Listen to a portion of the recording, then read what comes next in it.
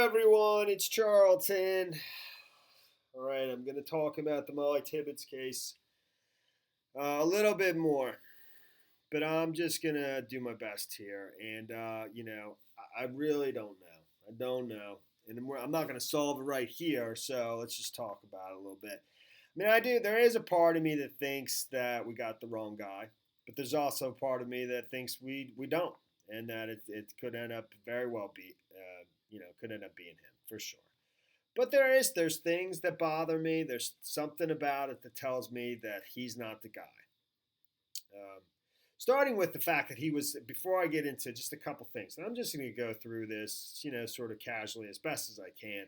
But starting with the fact that he was basically able to fool, a ton of FBI, DCI, Powashik County Sheriff's Office, with the entire nation, locked and paying attention to this, for more than a month, and weren't it for the video, which sort of seemed to materialize just 1 to 2 weeks ago, and why that didn't materialize right away is beyond me. Really, that still confounds me. It really does, and why it even took 2 weeks to pin him down in the Chevy Malibu. So that perplexes me as well. But the fact that just somebody with a 7th grade education, an immigrant who speaks very little English, was able to perpetrate the crime supposedly in a fairly short period of time, from 8:30 to whenever he disposed of the body, to come up with, to do it, then come up with a place to hide the body, quick enough, and managed to put it in a place where the entire town couldn't find it. FBI, DCI, Powashik County Sheriff's Office. It just seems like a lot for one dude with a 7th grade education who can barely speak English, and that's a big one for me in terms of, I mean, even his confession. I'm on a roll here, so I'm gonna keep it. Even his confession, which is bizarre, obviously, the fact that he says, he says that he's following her in the car. Then he gets out of the car, starts running with her, beside her, behind her. She gets freaked out. She pulls out her phone. She says she's going to call the police. He then snaps, but at the same time blacks out. And then he comes to when he's at the intersection of Highway 21 and 460th, where near the cornfield. I'm going to try to get to that and show you where it is and show you the pictures of it and stuff. And then he actually has a pretty vivid memory of how, once he comes to, of how he disposes of the body. He gives fairly good detail of how he pulls into the cornfield, sees the earbud on his lap. It's actually at some point before there where he sees the earbud on his lap, and that makes him remember that she's in the trunk. He put her in the trunk, drags her out of the trunk, puts her over his shoulder, brings her into the cornfield, lays her down face up, puts some corn stalks on her, and so on and so forth. That part he actually has fairly good detail, the disposing of the body part. But my point is that no matter the fact that there's a huge gap, that doesn't really help him whatsoever in terms of his legal defense. Now, that might be his lack of education there, his lack of knowledge of the legal system. But basically, he did himself no favors by framing it in that way, And I must say, to me, that seemed like it was a little bit coached, And somebody had said that sounds like something an attorney would come up with, but actually that's something that was provided before he had representation. Okay, that was when he was self-represented, as his attorney put it, the Trump-hating attorney, or the anti-Trump attorney, Alan Richards.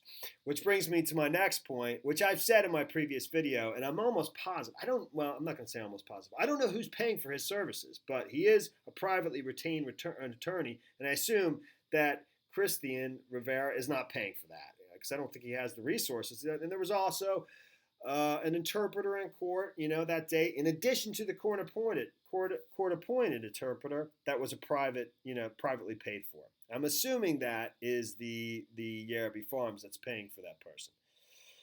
So, but I do think that it's a strange selection, okay, because in terms of a person to represent him. It's funny how there are moments where I think we have the wrong guy, and then maybe he's innocent, maybe, all right. But the moment I hear that attorney speak, I instantly start moving back to he's guilty. And so it's just a strange selection for representation, somebody that makes your client seem like they're guilty, in my opinion. And I'm not positive, but I think the person who selected that attorney was the farm, the farm that employs him. So it's just a strange, if you're following my logic. But maybe because I'm pro-Trump, that's just how I see it. Maybe someone who's anti-Trump, when he hears that attorney speak, it makes him think he's more innocent. But I don't think so. Maybe. So let me go through some of the stuff. I mean, that's the broad overview of where there's a part of me that thinks we have the wrong person. And there's a movie, there's The Usual Suspects. I like that movie a lot, with Gabriel Byrne and actually Kevin Spacey, who plays Kaiser Soze, and he's in the interrogation room and the detective's questioning. But there's a part there where he says, if you think you got the guy, 9 times out of 10 you're going to find out you got the right guy, something like that. But and that's I'd say that's fairly true, and then I think that maybe in the end we're going to find out that it is who everyone thought it was, and it's just this guy. But I don't know that. It's got to go through the legal process and all that stuff. But so I think, and this is just an affidavit for a search warrant. This is just, this is not, it's what they prepare in order to arrest him, something like that. I don't know the legal process that well. So this is not the entire case right here. We're not seeing all the details. And when the Rick Ron was conducting his press conference, they have way more information than we're privy to. So, but let me just quickly go through a few of these statements that kind of, here is where supposedly, it kind of took place on 385th Avenue in eastern Brooklyn, and it was somewhere in here. There's somebody with a security camera. This is Middle Street, and this is Boundary Street. Boundary Street, right? Boundary Street goes this way. This is Middle Street, and this is mentioned in the affidavit. So the video is somewhere from in here. There's some storage units here. That's where I think the video cameras are. There's like a little substation, electric substation, some kind of gas substation there. Could have been there possibly, but that would have been, public, like a public utility, I think, or even if it's like, like Pico, I don't know. My gut tells me it's these storage centers, storage facilities here is where the security cameras came from, but I'm not positive of that. That's what I'm talking about there. So, and this is Middle Street, and when you get over here, this is Boundary Street, I think. That's that substation I was talking about. And this is Boundary Street right here. So, and then eventually, I think they're saying he,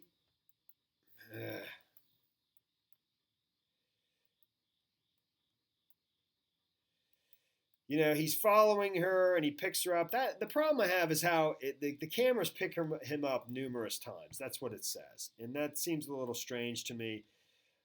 Just the whole thing of how he, he's following her in the car, and then he follows her, and then he gets out of the car and follows her on foot. And the attack happens on 385th Street in broad daylight, in front of some, on that stretch there. He's in front of houses and barns and and farm, buildings here.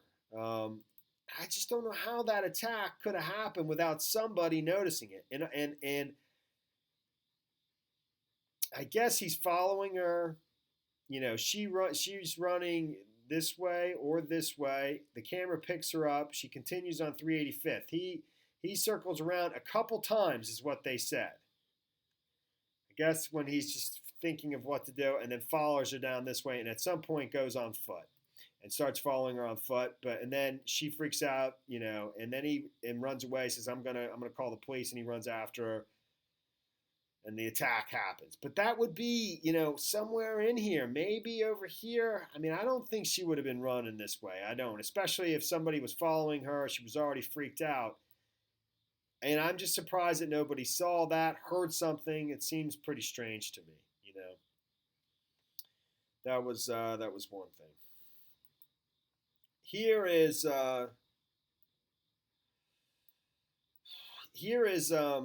this is where he disposed of the body. And actually, the next thing I want to take a look at, I didn't, I'm not trying to make it any one thing, So I mean, part of this is just to learn and figure out what happened. So, but I don't fully. I mean, this where the assault happened does confuse me. Where the cameras were, why it picked him up numerous times, according to the affidavit. I never even read it. Here's what it says. The video was from the evening of July 18th, 2018.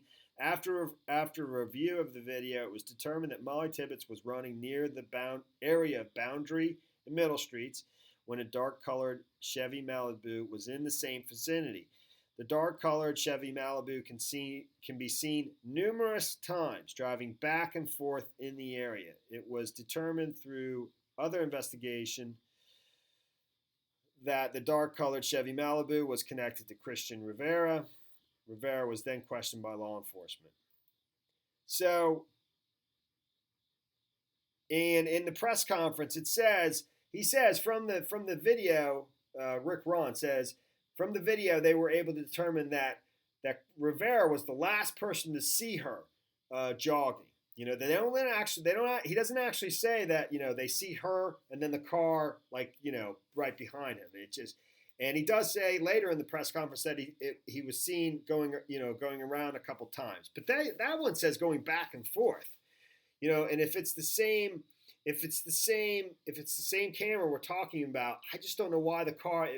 Going around the block a couple times, okay. And again, this is just an affidavit it's just an arrest warrant. Doesn't mean this is not like their final, their closing argument, right, in the case. But why would it go back and forth? That just seems strange to me. All right, back to enough of that. The where he disposed of the body, and just so you can. Hopefully, this is where I get so screwed up. This is Highway 21. All right, so this is Guernsey. Here's Brooklyn. So, somewhere in here, I don't want to go all the way back to Brooklyn. He gets over to Highway 21, goes here. The problem I have with this is the location where he disposed the body. Is, to me, he would have had to have foreknowledge of that. He would have had to know where that spot is, and it's possible he did. It is. He worked at this farm for 4 years, from 2014 to now, or something like that. So, but for 4 years, they've said that, and they don't know what he did, but they believe he was in Brooklyn for 7 years. So for 3 years, maybe he worked at a farm in this area, or just in his time living there for 7 years, he came to know where the spot is, and he knew of it. It's possible that that's over the course of 7 years. I would think that somebody lived there all their life. They definitely would know where the spot is. I'm not so sure that somebody that lived there for 7 years, that's an immigrant that doesn't speak a lot of English, unless he worked on this farm, would know where the spot is. Because it's tough to find. At night, you would need to know where this is, I would think, So, and otherwise, or he just got extremely lucky driving along, just praying nobody sees him pulling into where he is, to dump a body, And again, to my first point, the fact that he was able to do this in the span of a few hours, I don't know when he dumped the body versus when he, that affidavit, that's describing the whole event as one event. Even though he blacked out, it's saying he came to once he came to this intersection, here somewhere, right here, where that little black mark is where I always focus on. So, to come up with this plan in that short of a time, and a plan that basically was able to, keep an entire town that was searching. The entire town was searching for her, and they're searching in Brooklyn and not searching over here. But also the FBI, how many agents were on this? 30 agents, I'm not sure exactly, DCI, et cetera, et cetera. I said that before. And somebody with a 7th grade education was able to pull this off. I don't know. It just seems so strange to me. So, but again, he would have had to have foreknowledge of this location. So let me show you where it is. Let me even show you the pictures first. Shoot. So this is Highway 21. And we're going to end up going down here and then flipping all around. Because here's where the body, and let me put myself down like this. So this is this is where it was disposed of, and there's multiple pictures here. This is barricaded. This van. I don't know if that's the exact spot. I'm not sure that that's the case. It might be, but this is like an air cam. Somebody in a helicopter is taking these photos. So, but this is that road. This is that dirt road right there is this road, except we're looking from this side. And at some point you'll see some these things, okay? I mean, you'll see these, and you see this tower right here. So now I'm going to take you to and there's the van. And so he managed to drive all the way down this road from that end, okay, probably, or he might have came from the other side, probably from this side, and pull in there and put it in there. And I mean, he would have had to know where this place is, in my opinion. Maybe he did. But here's this road, and what we're going to do is we're going to just kind of zoom in. Make sure I don't screw this up.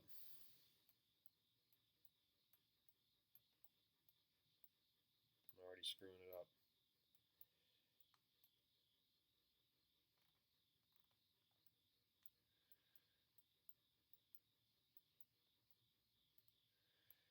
So it's one of these two roads right here, okay? And those buildings you're looking at are this, but it's the other way around.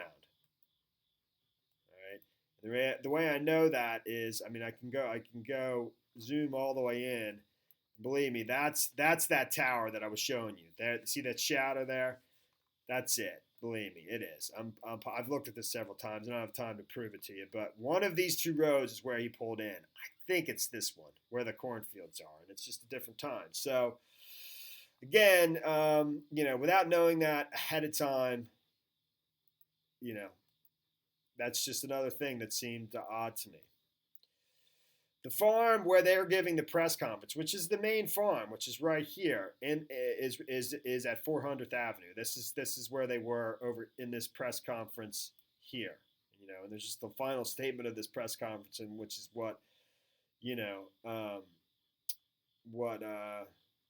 kind of got me a little bit.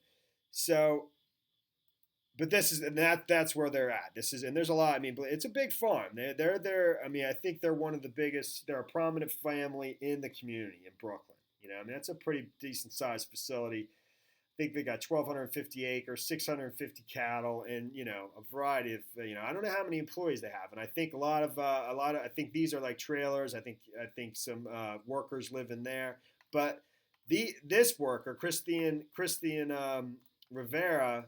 And some others, they live in a different part. They live, down this road, this 385th. And I don't know. I wasn't able to find. It's on 200th Avenue, and that's not it. I think it's the next one down. I think it's this one. That's 200th. So somewhere that house, that two-story house, that 100-year-old house with the trail behind it is along there somewhere in this vicinity. I wasn't able to find it, but they live separate from the main farm. It's just to give you some bearings of what's going on. I would definitely like to know who provided that. That the problem with people coming forward is, and I will say this is just I've said this before in other videos. Is whenever somebody comes forward, you automatically think they're involved. So but I would like to know who provided that security camera footage, and if it's the storage facilities, who's the owner of those businesses. I mean, it's a small community, and I don't know.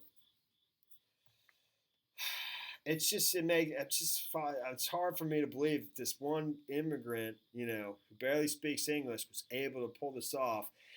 Remember too, I mean, this where they searched in this area. There was that day after the day they made the press conference with Crime Stoppers, the family did, announcing the reward.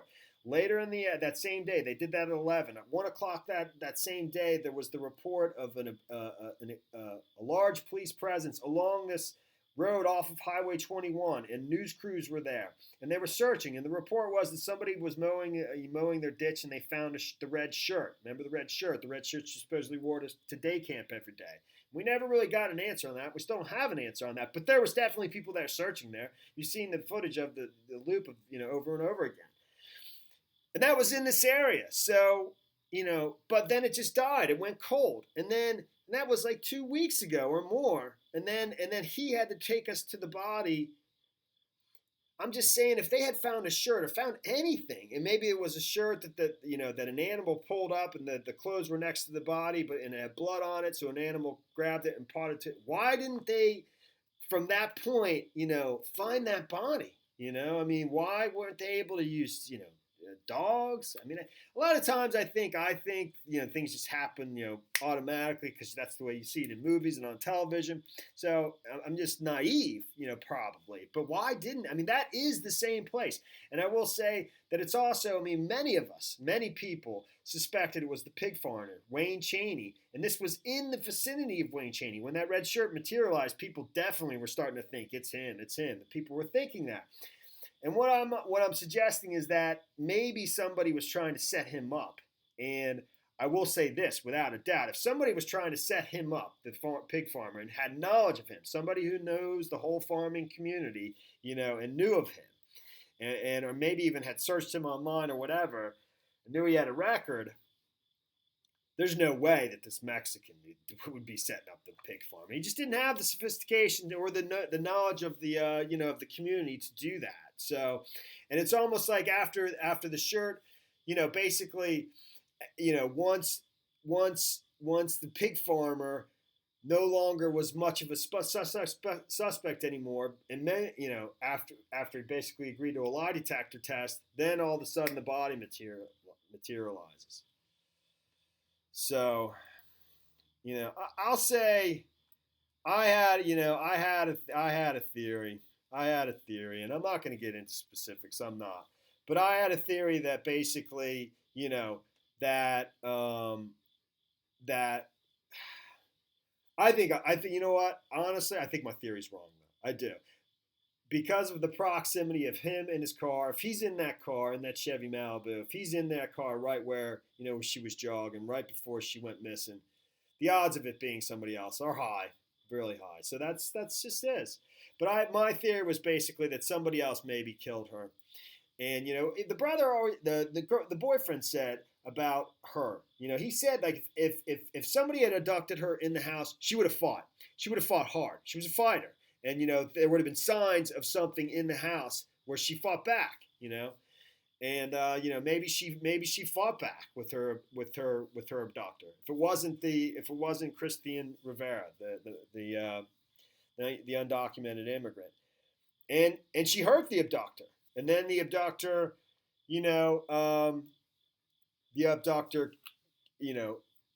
called on Rivera, Cristhian Rivera, to help dispose of the body, and then it goes from there. That was my theory.